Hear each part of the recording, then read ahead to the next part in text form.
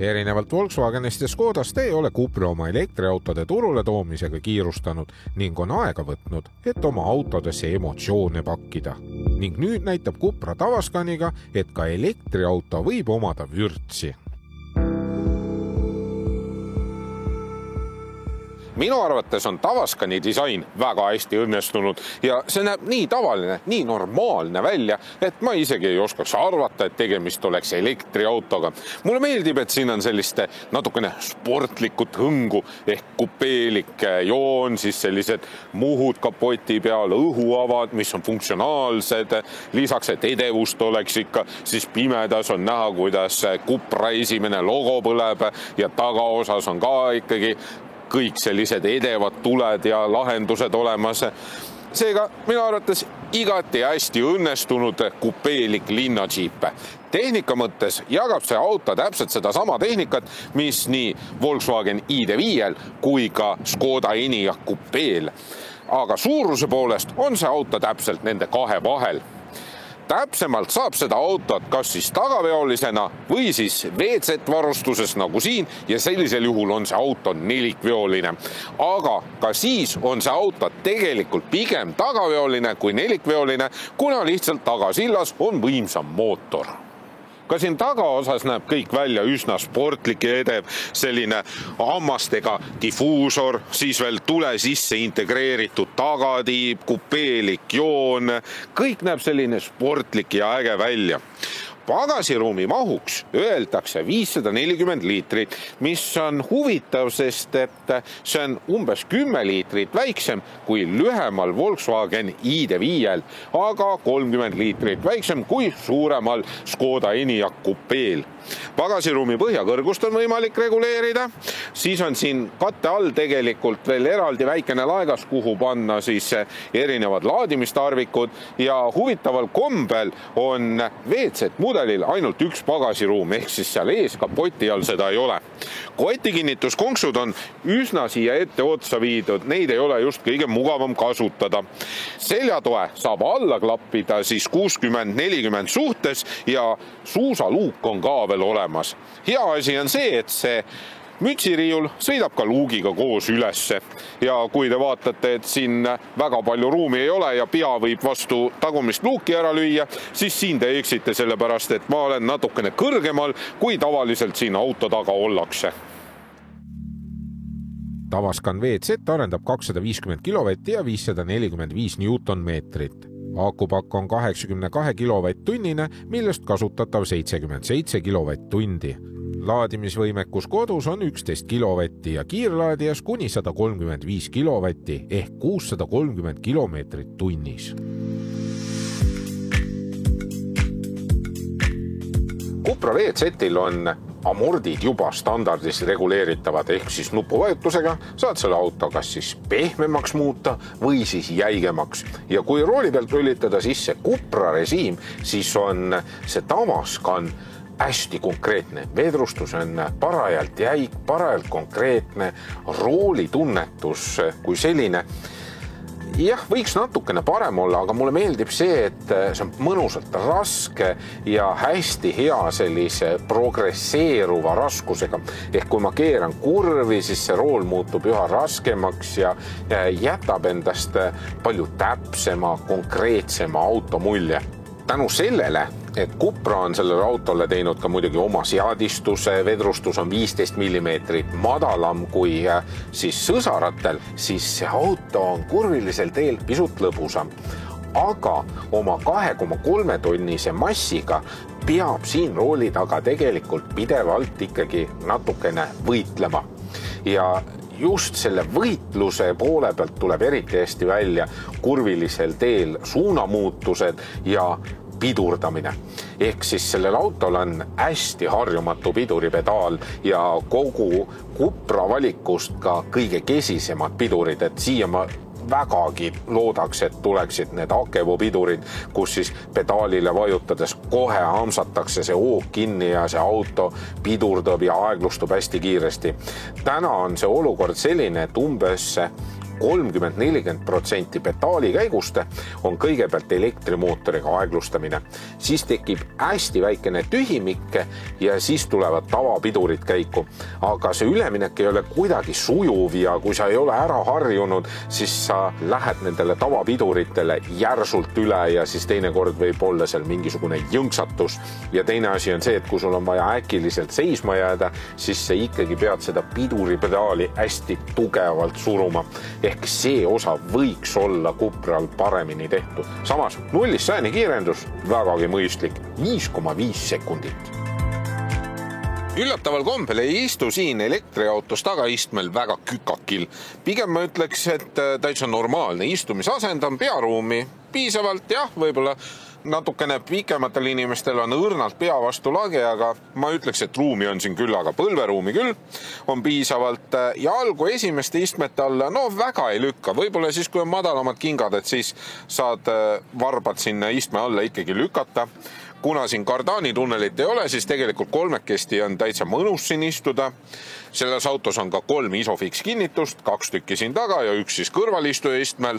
Materjalid visuaalselt, kõik on väga äge, kõik on ilus. Mulle meeldib see tumesinine, see pronks, kõik see töötab. Lisaks siin ukse peal on veel need väikesed 3-nurgad valgustatud, ehk siis selle taga on meeleolu valgustus. Ja üldse see Cupra disain vähemalt salongis on minu jaoks alati väga hästi toiminud. Siin taga on 2 USB-C pesa, siis on oma kliimapaneel, 2 istmesoendust ka. Käetugi mõnusalt kõrgel, paraja suurusega, aga jällegi Volkswagenil on oma nägemus, et see suur plastikust kaus peab siin keset käetuge olema, kus siis on topsi hoidjad. See võiks olla natukene teistmoodi lahendatud, oleks seda käetuge natukene mugavam kasutada. Ja see suur klaasist katus lisab siia väga palju avarust juurde. Tavaskanis on Cupra pannud juhi kohal disaini esikohale ja praktilisus, no see on 2. või 3. järguline, võiks isegi öelda. Mulle väga meeldib, kuidas see armatuurlaud lainetab siin ja see keskkonsool näeb justkui välja kogu selle armatuurlauaga, nagu näiteks mõni Predatori maske. Iseenesest disaini poole pealt jällegi väga-väga äge. Praktilisuse poole pealt, no oleks saanud tegelikult pisut paremini. Esiteks näiteks see ohutulede lüliti on siin all ja tegelikult teinekord on päris hea kätt toetada selle keskmise posti peale ja siis sa juhuslikult võid kogemata ohutuled põlema panna, nii et see lüliti oleks saanud üleval pool olla. No ei ole just kõige mugavam siia posti taha laegastesse asju ka panna, aga samas sa lõpuks harjud sellega ära ja see disain tegelikult, no see töötab väga hästi. Materjalide poole pealt ka, enamasti ikkagi kõvad materjalid, visuaalselt kõik jällegi ilus ja samas kõik kogu see materjal, mis siin on kasutusel, see on tegelikult plastpudelitest tehtud, taaskasutatud materjalid, nii et see auto on igatpidi roheline. Need istmed väga mugavad, sportlikud, toekad, leiad kiiresti mõnusa istumisasendi, kuigi tahaks tegelikult kohati natukene madalamal istuda ja kui nüüd see rool võimalikult alla reguleerida, siis tegelikult selle näidikute paneeli ei näe üldse. See ülemine rooli osa vähemalt minul on täpselt keset ekraani ja siinkohal oleks mulle meeldinud, et oleks võetud Volkswagenilt snitti ja see näidikute paneel pandud rooli samba külge, et see oleks siis rooliga koos alla sõitnud. Helisüsteem on Sennheiserilt, mängib tegelikult hästi, aga kui sa oled equalizeriga natukene hooletu, siis madalad helisagedused kipuvad veidi üle peksma ja tekitama sellist plärtsuvat heli. Ukse taskutes võiks olla kas siis kummipadi või väikene polsterdus, et asjad seal sees kolisema ei hakkaks. Need topsihoidjad on üsna väikesed ja need on sellised, nagu oleks võetud mõnest sportautost. Mõnedele võivad need ette jääda, minul ei jäänud, kõik väga mõnus ja mugav siin ikkagi. Ja käetugi siin keskkonsoolis on ka üüratult suur, nii et saad sinna kõiksugused asjad ära peita. Suur multimeedia ekraan on tegelikult üsna hea pildiga. Kaamerate pilt, jah, võiks olla teravam, aga see on nii kogu kontserni autodel. Puutetundlikud nupud vajavad harjumist ja multimeedia menüüst veel rääkides, siis mina olen tänaseks sellega väga hästi ära harjunud ja ma peaks ütlema, et Cupra on vähemalt kontsernisiseselt kõige mugavamalt, kõige loogilisemalt lahendanud kogu selle menüü ülesehituse. Ka igapäevasel sõidul on natukene tunda sellist kuprasportlikkust, aga ärge saage must valesti aru, see vedrustus ei ole kunagi liiga jäik ja väsitav, see on minu arvates hästi mõnusalt paras, selline konkreetne ja nauditav just igapäevasel kasutamisel, natukene sellist vürtsi on kogu aeg olemas siin. Lisaks on väga hea väljavaade siin autost, nii esiklaasist kui ka suurtest küljepeeglitest. Mis puudutab nüüd keskpeeglist väljavaadet, siis mida pikem sa oled, seda kesisem see väljavaade on. Ehk see tagumine aken on sellise nurga all, et mida kõrgemal sa istud, seda vähem sa näed selja taha. Umbes nii nagu näiteks Kia Pro-Seediga sõitmine.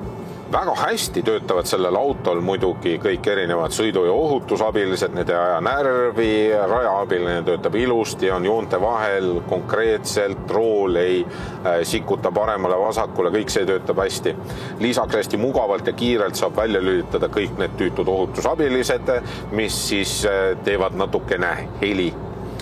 Igapäevasel sõidul isegi nende suurte rehvidega ma võiks öelda, et tegelikult see auto on vaikne.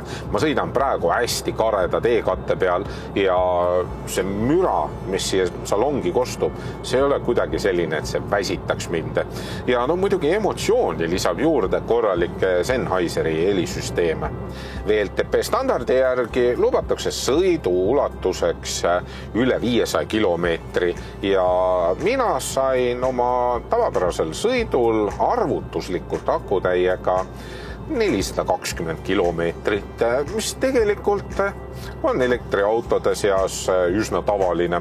Ja arvestades seda, et praegu on veel väljas nullilähedased temperatuurid, siis suvel soojemaga saab kindlasti veidikene rohkem selle akutäiega sõita.